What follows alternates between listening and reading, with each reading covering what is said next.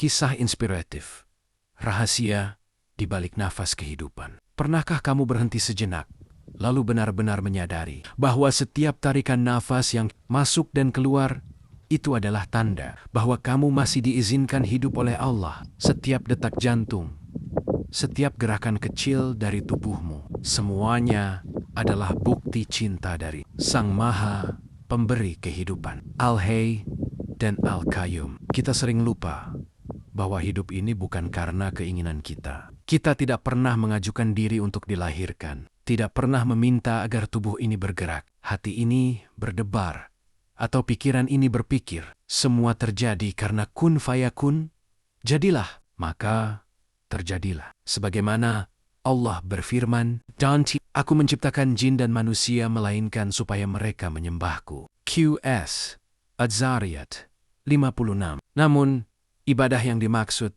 bukan hanya berdiri, rukuk dan sujud, tapi juga tentang bagaimana kita menyadari, menghargai, dan mensyukuri hidup ini. Allah tidak butuh ibadah kita. Dia Maha Kaya, Al-Ghani. Ketaatan kita tak menambah kemuliaannya, dan dosa kita tak mengurangi keagungannya. Jadi, untuk siapa semua ini? Untuk kita, agar hati kita hidup, agar jiwa kita mengenal arah, agar hidup yang fana ini punya makna. Ketika kita mulai ikhlas, bukan karena pasrah tanpa daya, tapi karena percaya penuh pada rencananya, disitulah kedamaian mulai tumbuh.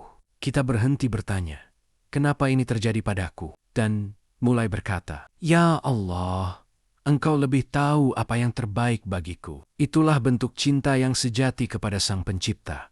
Menerima, bersyukur, dan tetap berbuat baik di tengah ketidakpastian. Sebab hati yang tenang itu tidak lahir dari keadaan yang mudah, tapi dari jiwa yang rida dan yakin pada Allah. Afirmasi positif, Asmaul Husna. Ya Allah, ya Al-Hayy, Engkau yang menghidupkanku dengan cinta dan kasih-Mu. Jadikan setiap napas ini sebagai dizikir untuk-Mu. Ya Ghani, Engkau Maha Kaya, dan aku bersyukur karena masih Engkau izinkan menikmati hidup yang penuh rahmat ini. Ya Salam, limpahkanlah kedamaian ke dalam hatiku, agar aku bisa menjalani hidup ini dengan ikhlas dan tenang di bawah ridha-Mu. Ya Rahman, Ya Rahim, bimbing aku untuk selalu melihat setiap ujian sebagai bentuk kasih sayang-Mu, bukan hukuman-Mu. Dan ketika hati mulai damai, kita pun akan sadar bahwa hidup bukan tentang mengerti apa maunya Allah, tapi tentang menjalani dengan ikhlas